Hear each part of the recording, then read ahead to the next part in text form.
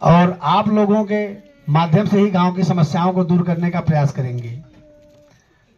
सम्मानित साथियों,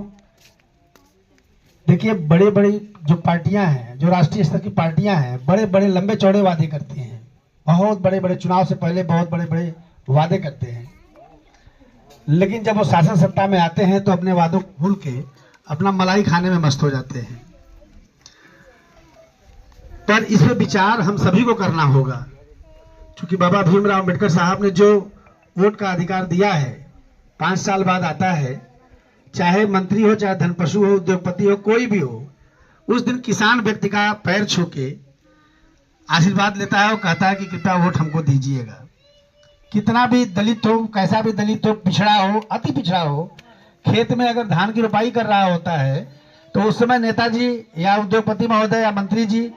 जूता पहन के खेत में घुस जाते हैं। भले बाद में जाके नया जूता खरीदते हैं,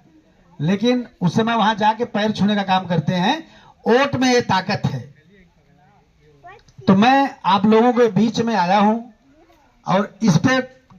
चिंतन मंथन करने की आवश्यकता है हम सभी को, कि जो अपना वोट है वो हम किसको दें, कैसे दें, इस पे हम सभी को मिलकर विचार करने की आवश्यकता है। सम्मानित साथियों, वोट देने के लिए मैं ये नहीं कहूंगा कि आप लोकजन सोशलिस्ट पार्टी को दो या डॉक्टर वीरेंद्र विश्वकर्मा को दो। मैं ये कहूंगा कि जब भी हम लोग वोट करें किसी भी चीज का, चाहे प्रधानी का हो, चाहे सदस्य का हो, चाहे जिला पंचायती का, चाहे ब्लॉक प्रमुखी का या विधायकी का, सांसदी का, कोई भी चुनाव है, हम लोग उस चुनाव के दरमियान जब वोट देने जाते हैं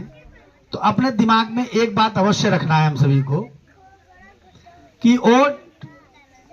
हमको किसे देना है। हमको वोट विशेष व्यक्ति देख के नहीं देना है कि हमारा